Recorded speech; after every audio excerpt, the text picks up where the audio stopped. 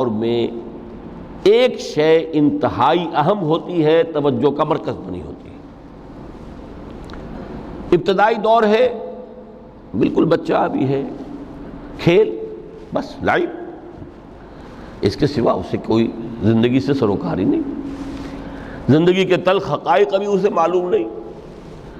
بھوک لگی تو رو پڑے، ماں نے دودھ پلانا ہے، کھلانا ہے، ان سے تو کچھ نہیں کرنا اس نے، وہ لعب ہے، کھیل۔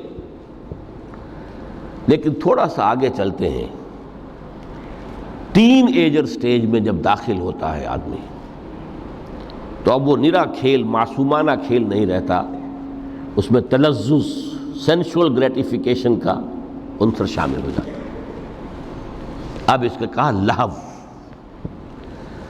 اعلموا انما الحیات الدنیا لعب و لہو۔ ذرا آگے بڑھیے تو انسان پر سب سے زیادہ دھن سوار ہو جاتی ہے، بناؤ سنگھار، میرا لباس فیشن کے مطابق ہو، کہیں ایسا نہ ہو مذاق اڑے۔ اپنے لباس کے بارے میں بہت کانشیس ہوگا، اپنے ہیئر کٹ کے بارے میں بہت کانشیس ہوگا، ہر چیز کے بارے میں بہت کانشیس۔ زینت، بناؤ سنگھار، آرائش، زیبائش۔ اس سے ذرا آگے گئے، تکاثر فی الاموال والاولاد، تفاخر بینکم۔ یہ سمجھیے کہ تقریباً 30 برس کی عمر جب انسان کی ہوتی ہے، اب فخر، تفاخر، یا دولت پر فخر ہوگا، یا نسب پر فخر ہوگا، یا اپنی کسی سیاسی حیثیت پر فخر ہوگا، اپنی چودراہٹ پر فخر ہوگا۔ تفاخر بینکم، جس میں جان میں چونکہ توانائی ہوتی ہے، قوت ہوتی ہے، لیکن اس کے بعد جب عمر ڈھلی، بڑا ریئلسٹک ہو جاتا ہے انسان۔ پھر یہ جو چوتھی سٹیج تھی، اس میں تو یہ کہ مونچھ نیچی نہ ہو، چاہے سب کچھ میں اپنا خرچ کر دوں، داؤ پہ لگا دوں، لیکن مونچھ نیچی نہیں ہوگی۔ آخری سٹیج وہ ہوتی ہے کہ پھر ہوکا لگ جاتا ہے آدمی کو، تکاثر فی الاموال والاولاد، مال اور اولاد کی کثرت کثرت کثرت۔ اب یہ ہوتا ہے کہ مونچھ نیچی کیا، مونڈ بھی دی جائے تو کوئی حرج نہیں، مال آنا چاہیے، ویری ریئلسٹک۔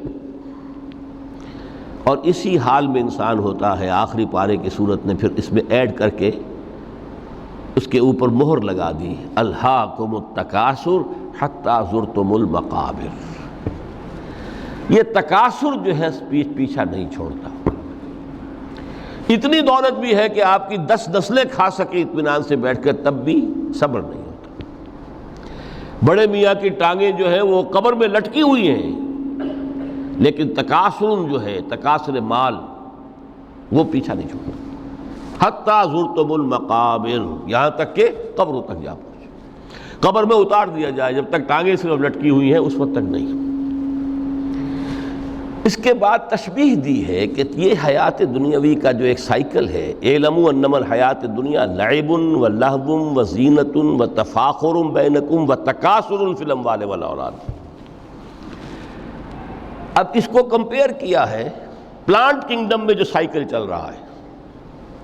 یہ ہمارا سائیکل ہے 60-70 برس کا، بچہ پیدا ہوا، خوشیاں منائی گئیں، پھر وہ لڑکپن سے، پھر ٹین ایجر سٹیج سے، پھر جوانی ہے، پھر ادھیڑ عمر ہے، اور پھر بڑھاپا ہے، اور پھر قبر میں اتارا جانا ہے۔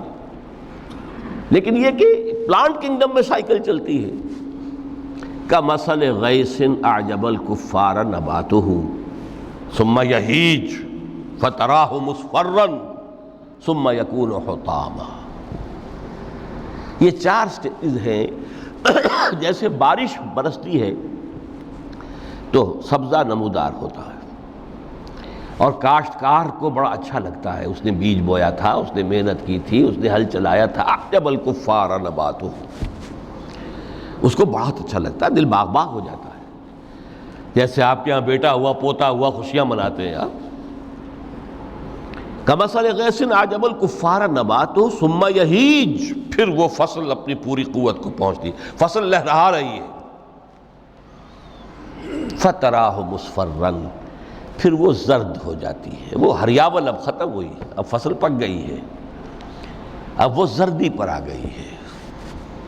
ثم یکون حطاما، پھر وقت آتا ہے اگر وہ خضرو گھاس ہے تو پھر وہ چورا چورا ہو کر پھر وہ مٹی میں مل جاتی ہے، اور اگر فصل ہے تو کھیتی کٹ گئی، اس کے بعد کیا رہ گیا وہاں، وہ چورا ہی رہ جاتا ہے باقی۔ یہ لائف کا سائیکل چل رہا ہے، 3 مہینے کا ہو 4 مہینے کا ہو، یہ ہے پلانٹ کنگڈم کا، وہ ہے سائیکل انسانی زندگی کا۔ اب فرمائی ٹیپ کی بات جو ہے، وَفِي الْآخِرَةِ عَذَابٌ شَدِيدٌ وَمَغْفِرَةٌ مِّنَ اللَّهِ وَرِضْوَانٌ۔ دیکھو دنیا کی زندگی تو ان سٹیجز سے ہو کر گزر ہی جانی ہے، جو پیدا ہوا ہے اس پر بڑھاپا بھی آئے گا، موت بھی آئے گی۔ کل نفس ذائقۃ الموت، جو سورہ آل عمران کی 185ویں آیت کا پہلا جملہ تھا۔ ہر انسان کو جو پیدا ہوا موت آ گئی۔ اب یہ ہے کہ وہ کہیں آپ نے محل میں گزار لی زندگی، کسی کٹیا میں گزار لی زندگی، کسی کی فٹ پاتھ پر گزر گئی زندگی، زندگی گزر جاتی ہے، گزرتی ہے، اور ان 5 سٹیجز میں سے ہو کر گزرتی ہے۔ آپ گندی گلیوں میں بچوں کو کھیلتے ہوئے دیکھتے ہیں، وہ بھی کھیل رہے ہوتے ہیں، نالیوں کے پانی کے اندر کھیل رہے ہوتے ہیں، ان کا بھی کھیل ہے، گندے جوہڑ میں کھیل رہے ہوتے ہیں، وہ تو ہے زندگی کی وہ سٹیج جو ہے کھیل کی ہے۔ کسی کے پاس بڑے قیمتی کھلونے ہیں، ان سے کھیل رہا ہے، کوئی اس طرح گلی ڈنڈا کھیل رہا ہے یا کچھ اور کھیل رہا ہے، لیکن وہ 5 سٹیجز تو آئیں گی۔ اعلموا انما الحیات الدنیا لعب ولہو وزینۃ وتفاخر بینکم وتکاثر فی الاموال والاولاد کمثل غیث اعجب الکفار نباتہ ثم یہیج فتراہ مصفرا ثم یکون حطاما وفی الآخرۃ عذاب شدید ومغفرۃ من اللہ ورضوان۔ آخرت میں جا کر یہ بائیفرکیشن ہو جانی ہے، یا تو شدید عذاب اور یا اللہ کی مغفرت اور رضا۔ Now the choice is yours، اما شاکرا و اما کفورا، فیصلہ تم خود کر لو۔ وما الحیات الدنیا الا متاع الغرور، یہاں بھی آخری الفاظ وہ ہے کہ دنیا کی زندگی دھوکے کے سوا کچھ نہیں۔ کیوں؟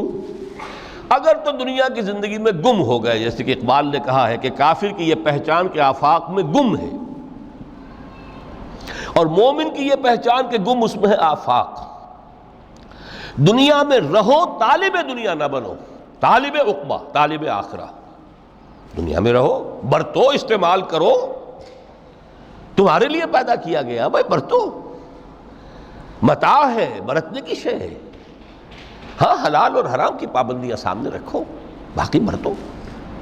مطلوب یہ نہ ہو، مقصود یہ نہ ہو، مطلوب آخرہ ہو۔ انما الدنیا خلقت لکم وانتم خلقتم للآخرہ۔ منزل وہ رہے، مستحضر رہے، سامنے رہے کہ میں تو اجنبی ہوں، یہاں یہ میرا وطن نہیں ہے۔ الدنیا سجن المومن و جنت الکافر۔ جیسے کسی پرندے کو کسی پنجرے میں بند کر دیا گیا ہو، اس طرح ہمیں اس دنیا میں بھیج دیا گیا، اللہ کی مرضی ہے، اس نے بھیجا ہے۔ جب تک وہ چاہتا ہم رہیں گے یہاں، لیکن ہمارا دل یہاں نہیں لگے گا۔ بازار سے گزرا ہوں، خریدار نہیں ہوں۔ طالب دنیا نہ ہو تب تو یہ کوئی دھوکے کا سودا نہیں، قطعاً نہیں، بالکل نہیں۔